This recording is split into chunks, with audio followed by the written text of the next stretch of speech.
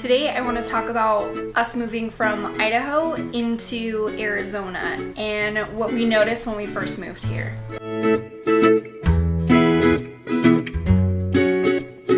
So before we even moved here, we knew that we were going to need jobs, and we knew that we were going to need an apartment, and we knew that we were going to need to get rid of a lot of our stuff. With those in place of stuff that we knew that we needed to accomplish, we made an action plan to get all those things accomplished in the most expedient of ways for us. First thing that we focused on was selling all the stuff that we knew we were not going to be bringing to Arizona with us. Stuff that we knew that we didn't want anymore, stuff that we had just been carrying with us for years, stuff that we knew that we could get some money out of, that way we could add that to our funds to move. So we knew that we wanted to sell everything. So the things that we used in order to sell all of our stuff before we moved here was Facebook ads and Facebook groups that you can go to that you can sell your stuff locally in your area. You do have to be aware about meeting people and making sure that they don't try to haggle you too much. I didn't feel completely comfortable going to places by myself. Sometimes I would take my husband with me, but I always made sure to meet in a busy area. I always chose to go to Walmart to meet by the tire and lube service stations, because it was just far enough to where we could be out of the way from everybody and actually be able to do our transaction, but also around cameras. I could get to somebody really quick, like I could yell if something happened, then someone would be right there. I also used a donation group on Facebook and Craigslist where this specific person, they weren't attached with like any religious groups or anything like that. They set up a group to where you could message them about the items that you had, and they would find someone that actually needed those items, and they would come pick it up free of charge, and they would donate those items to the people that needed them. So we did that with like a lot of the last stuff that we couldn't sell, couldn't figure out who to give it to. We just gave it to that lady in that group, and she dispersed it for us.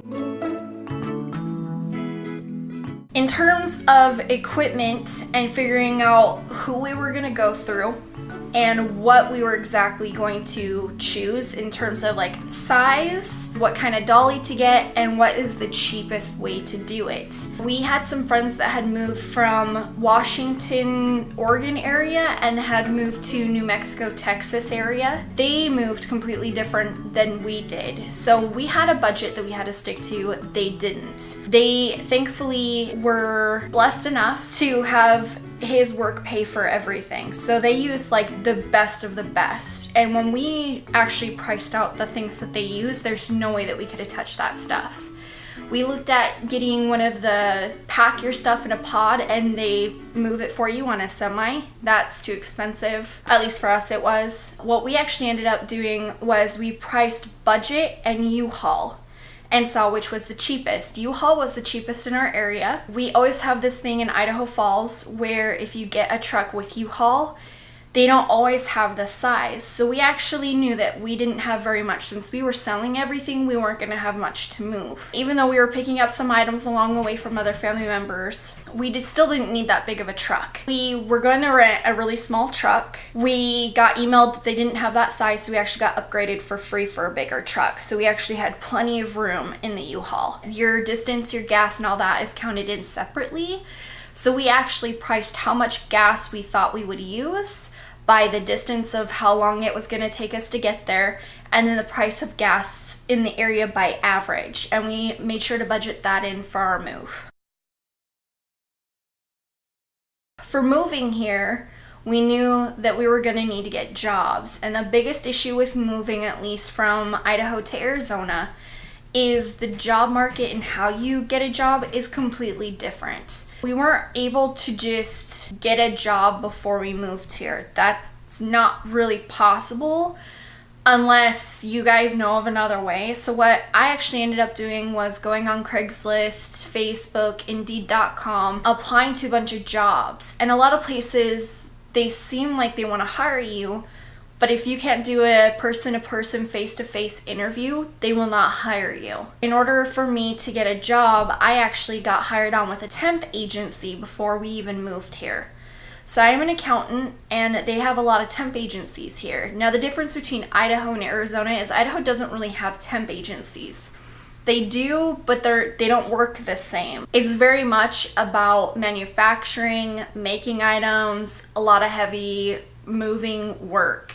They don't really have temp agencies like there are here, where it's clerical, or if you're in a specific field like I'm in accounting, you can find a temp agency that works in your specific field. So I actually signed up with them, and I had a job interview set for the day right after we moved here. But I actually did end up getting a job with them, and it was amazing. A totally different experience than what I ever experienced in Idaho with a temp agency. The other last thing that we really needed to know was where we're going to live. Unfortunately for us, we are not rich. We don't have a ton of money to where we could come here before moving, check out the area, kind of apartment shop. That wasn't available to us. So the methods that I employed to kind of check out or sleuth the area without actually physically being here was I used Google Maps.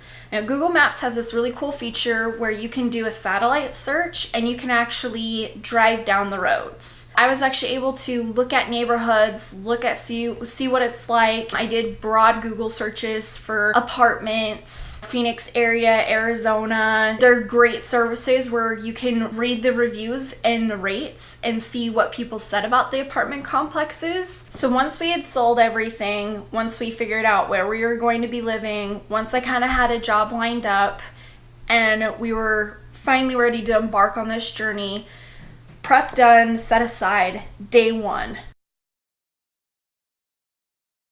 Day one was packing the truck. Quick tip for when you're packing, moving, whether it's gonna be just down the road or it's across state lines, the best thing that I learned about when we had moved several times was having a quick bag. So what I mean by a quick bag is having either a backpack or a small duffel bag where you have quick items in there. This is where you're gonna wanna pack toiletry items, where you're gonna wanna pack medications, anything that you're gonna need so that you don't have to unpack or find the box to unpack it. Our biggest mistake and issue with packing the truck is we thought we had enough time. We had all these ideas and things that we wanted to do before we moved from Idaho. Unfortunately, we ran out of time. So we didn't even really get much sleep that night, which wasn't great because we were going to be driving several hours. We also needed to close out our previous apartments. We actually moved out earlier than our end date was of our lease. We actually were able to take time, clean up everything. That's why we sold a lot of stuff, so we could fully clean everything out of the apartment. The last day of living in that apartment, we actually had just sleeping bags laid out so that we could sleep, and we had just our quick bag ready to go, so that way we had everything in there that we needed, and we had basically the last box with cleaning supplies. We cleaned the apartment, made sure everything was good, did some last walkthroughs, took pictures of everything so that we had proof of how clean the apartment was, if there was any damage, signed our sign out sheet that our apartment complex gave us. If your apartment complex does not give you one, I do highly recommend doing a move-in and a move-out checklist. Signing and date it. A lot of states actually have that as something that you can use to your advantage if your landlord doesn't come after you for any damages that you know you did not actually do to the apartment. So day one was packing the truck, getting a little bit of sleep, and finally heading out on the road. Not too much actually happened. We didn't have enough sleep. We did end up having to stay at a family member's house in between the travel just to get some rest. We did take our dog with us, Coda, and she did have some problems. It is extremely difficult to travel with animals. Our dog, unfortunately, does not travel well in a crate. So we actually put her dog med in between us, and we kind of held her and tried to do the best that we could for her. Here comes day two. So day two is more travel. So some tips that I have for you is if you have a way to have water readily available for you, make sure to take some rest, take some time. Don't rush it. Don't push yourself too hard. You'll exhaust yourself even more. Make sure to drink plenty of fluids, make sure to eat regularly, and try not to eat just junk food. I know that that's really easy to do, but maybe pack something in a little lunch bag that you could have, maybe some sandwiches, just something so you have actual nutritional food. It is really difficult to find places on the way of traveling when you're kind of out in the middle of nowhere to actually find something to eat. And just in case, God forbid, anything happens, truck breaks down, you have food, you have water, and you're okay. Now on day 2, we did end up stopping off the side of the road. It was a lot of travel. We were really tired, and our dog did not do as well as we thought she would. So when day 3 finally arrived, the arrival day, we could not be any more happier to get out of that truck. I think I can understand how sailors feel from being out on the ocean for months on end to finally see land. Oh my gosh, I could not wait to get out of that truck. So day 3 was arrival, and I had very set expectations in my mind of what I wanted to accomplish once we arrived. Obviously, expectations aside, probably should have been more realistic in those expectations. So in those expectations of being realistic, what I mean is obviously just arriving, we needed time to rest. In my mind, I wanted to hurry, unload the U-Haul into the storage unit, and start looking for an apartment immediately. In my grand scheme and mind of things, I wanted to actually not even use the storage unit, find our apartment the immediate next day, put the down payment on it, move in, and go return the U-Haul immediately, thinking that we would get a kickback. That is far from what happened. So what actually happened for us, what our realistic expectations were, is once we arrived, we were extremely tired from being in the truck for several hours. Our dog needed a rest. She was actually quite shaken up from the travel. The truck was very loud and her ears stand up. It was a lot of noise, a lot of stress on her, and because we're worried about her, it was kind of stressful for us. Obviously traffic, we had our car on the back, we had some issues with the trailer on the back. So we're kind of exhausted. It was a lot of stress going from moving out of an apartment. We worked ourselves getting that all clean, making sure everything was packed, double checking, making sure everything was okay. We switched bank accounts. All of that was a lot of work. And all of that stuff you should do before moving to another state. So trying to get all of that stuff done, I was immediately like, okay, let's get on this. Let's start living. And that just wasn't possible. We ended up getting a free storage unit since we went through U-Haul. And we got that storage unit free for a month. So we utilized that. We got the truck finally unloaded. I believe it was the 2nd or 3rd day that we were actually moved to the state. We got our stuff into the storage unit. We had some help with that. We gave ourselves another day to fully rest. And then it was Monday. I had my interview with a temp agency, went to that, got several other interviews set up immediately, and then we started to look at apartments. It took about 2 weeks for us to actually find the apartment that we were going to move into, and we moved into it only like another week later, so that was actually pretty fast. But I unfortunately didn't get a job as quickly as I thought I was going to. I had been to several interviews and things seemed really positive, but I did not get a job offer until about a week to 2 weeks after we had moved into our apartment.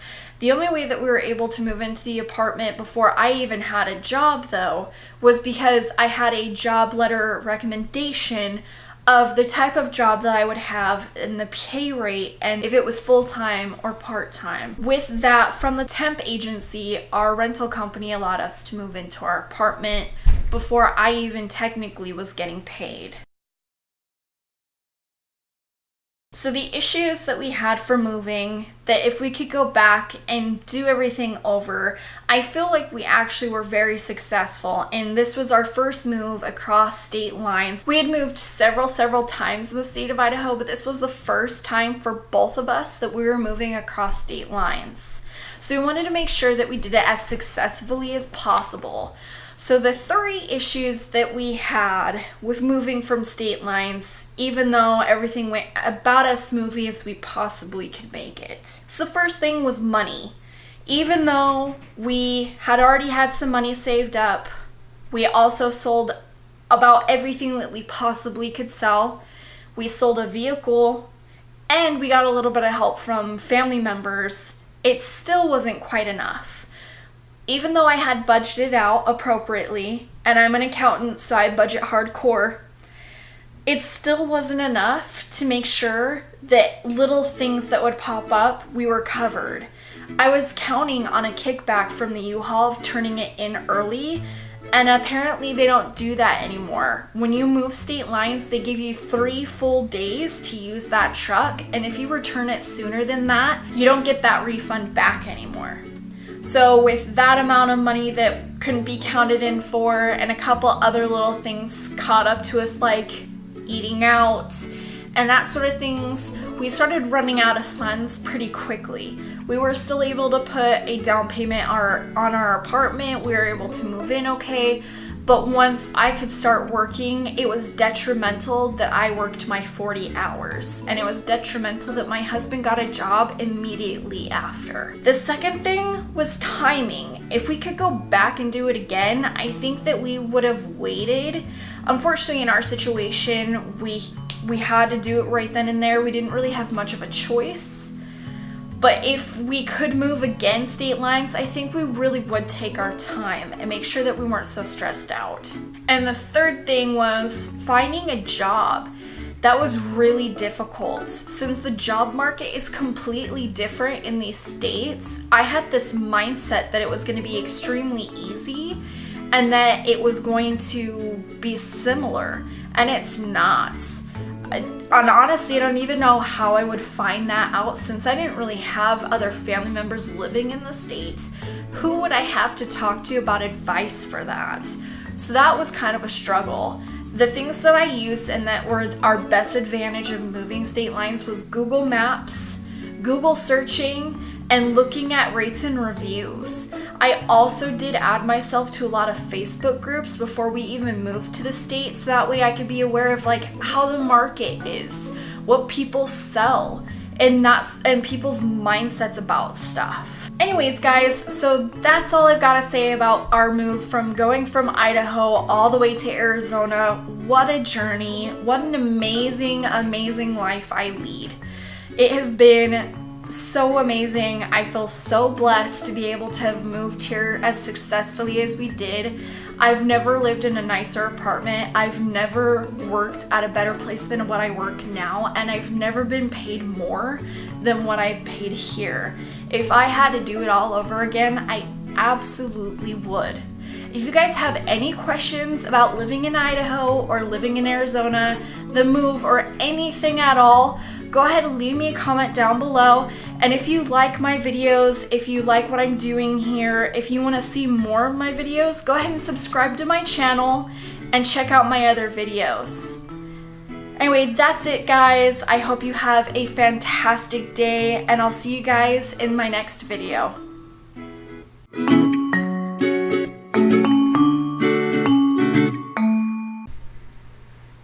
Why, hello. Welcome to my house. I love you, babe. Love you too.